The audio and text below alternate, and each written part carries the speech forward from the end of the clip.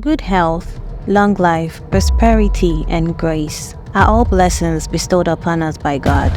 And if you're someone who has a calling in your life, you possess a unique spiritual energy or gift to help you fulfill that calling. They are entities with the ability to perceive a person's spiritual gift. They can sense spiritual energy and blessings even before we fully recognize them ourselves. This highlights the importance of praying for protection against those who may have insights into our blessings before we do. These entities monitor individuals not only in the spiritual realm, they operate through people, animals, and even objects. Some have existed in the bloodline and are very familiar with the ancestral line. They observe and sometimes influence the lives of individuals. So if you're someone dealing with the issue of a spirit spouse, it's crucial to understand that they are usually part of a larger group of entities that operates together. Before we dive into our conversation today, I'd like to note that this episode is for those who have journeyed through the twin flame experience and have felt their energy being drained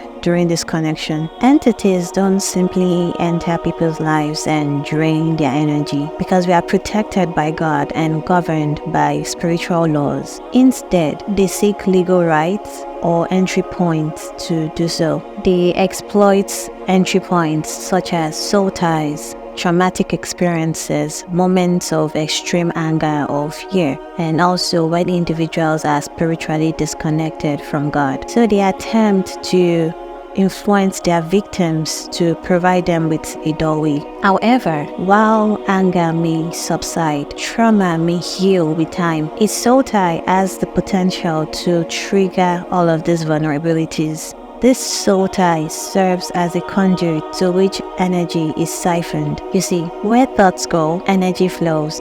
And as long as these thoughts and emotions of your twin flame continues to flow through you, more energy is siphoned. But here is the thing.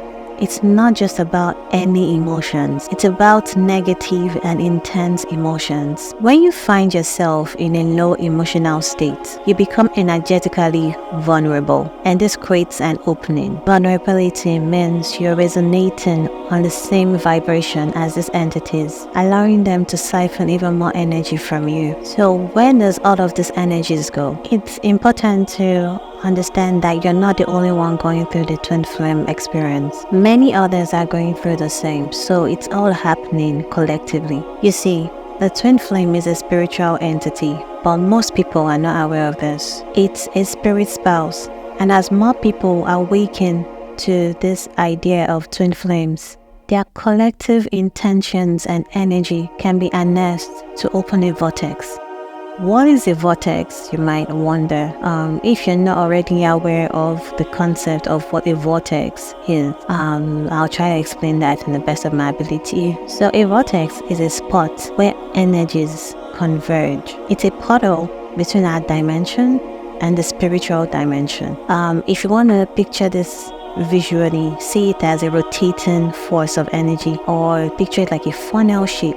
In a vortex, energies goes in and out of it. Not only can the collective intentions and energy be used to open a vortex, it also needed to sustain it. Why does this collective energy open a vortex, you might wonder? So as more people try to manifest their twin flame into their life, we need to understand that the twin flame is not a physical entity, it's a spiritual entity. So all of this happening on a collective level amplifies the intention and sets the stage to open a vortex, a portal to the spiritual dimension. Now, this portal isn't just exclusive to the spirit spouse. Once it's opened, it's accessible to any entity from the other dimension. Now let's talk about what kind of energy comes out of this vortex. This is called source energy. When you go through a Kundalini awakening, you're operating from your subconscious. The energy that emanates from this vortex is the same energy that powers the serpent spirit. It's a counterfeit to how we connect to God through His Spirit. This process strips you of your true essence and replaces it with a counterfeit. Your true essence, your God-given gift and blessings are all been siphoned and replaced with a counterfeit. And that's how destinies are manipulated. And the thing is, most people might think that they found their true purpose. And because we all have that desire for purpose. We were all created, and at some point by God for a reason, and at some point that feeling will emanate, like, why am I here? There has to be a reason why we are here. And when people begin to ask that questions, the devil tries to use that goodness for purpose for his own evil agenda. And for this twin flame journey in particular, this is just a redirection process to prevent the victims from getting to that true calling, and to prevent that loss of influence and control. So this is how destinies have been manipulated. It's all a redirection. So let's talk about this source energy in more details. The souls operating from this source. So mind you, if you're operating from that Kundalini energy or spirit, you're connected to this source, because it's the same source, same demonic energy. All the souls connected to that source are interconnected, like they are linked together. And this is how the devil links people to him. This is just a mind control program, because everything that affects or goes in and out of that source, anything that affects that source affects the whole collective. Also, opening your energy channels through your chakra points makes you a vessel for any entity from that other dimension to take possession of your body through your subconscious. And this is how channeling works. This is how trance works. This is how altered state of consciousness works. All the psychic gifts, this is where they come from. Also, this energy source can be channeled for healing purposes, for energy work. Well, as much as we might think that these entities are actually helping people heal others, the truth is they're just using them as a vessel to infiltrate other people as well. However, it's important to understand that none of this is connected to God. The devil might try to counterfeit God's creation, but if we examine how destructive this energy is, more like an electricity, like electric currents flowing through your body. It even interacts with electronics around you. You just see lights flickering, electronics misbehaving around you or making weird noises. So it's very far from natural. It's very far from normal. And for those saying that this is a gift, you might not fully understand what you're involved in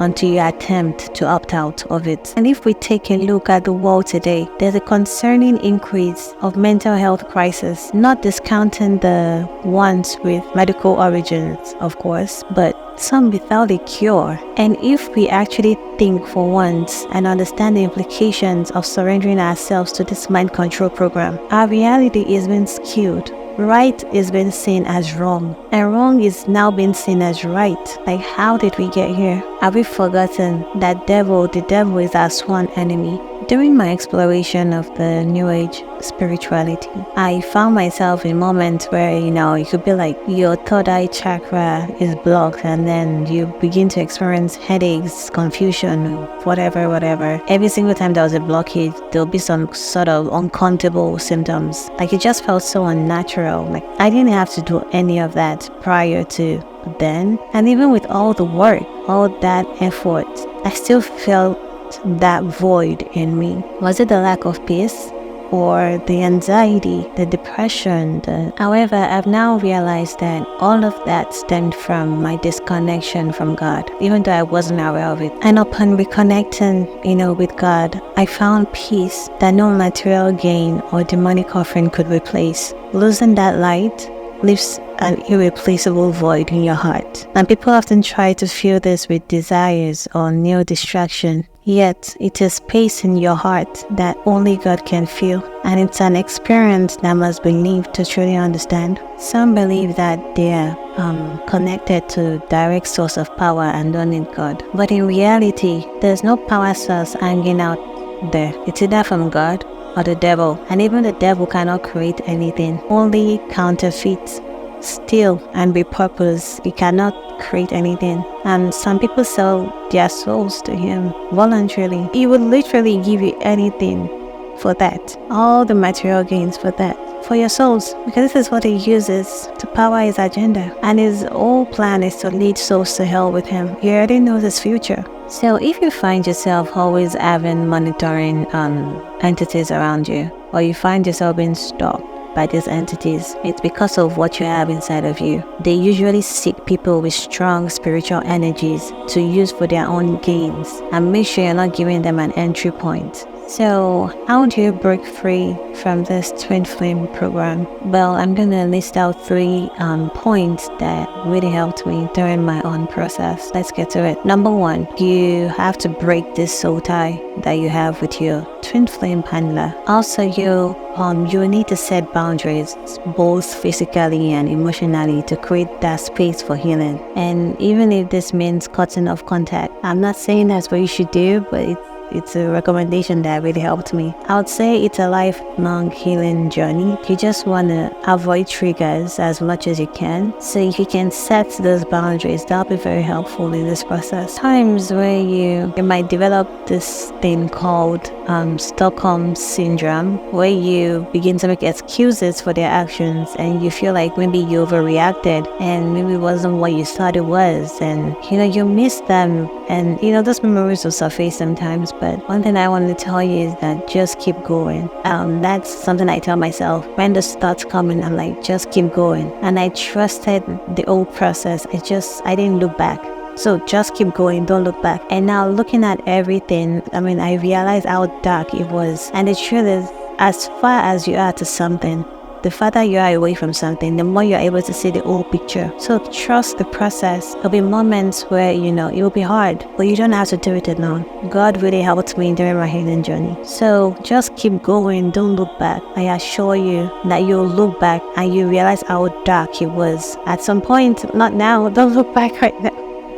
But you see the whole picture of everything and you'll be glad you did. You'll be glad that you walked away from that kind of situation. And I have no regret for till date. And I'm not saying it's gonna be the same for other people because people heal differently. Yeah, just try to do what you can and seek support when needed. 2, you need to pray against every monitoring entity surrounding you, because it's a different thing to break the soul tie with your twin flame handler and feel like you're free, but you still have these entities around you and you need to break free from them as well, because while they are still hovering around you, they will try to seek another entry point. Most people feel like they met their true twin flame after their false twin flame, but this is not true because the spirit spouse in another vessel. You really want to deal with the root cause of all of this. You could take your time to heal,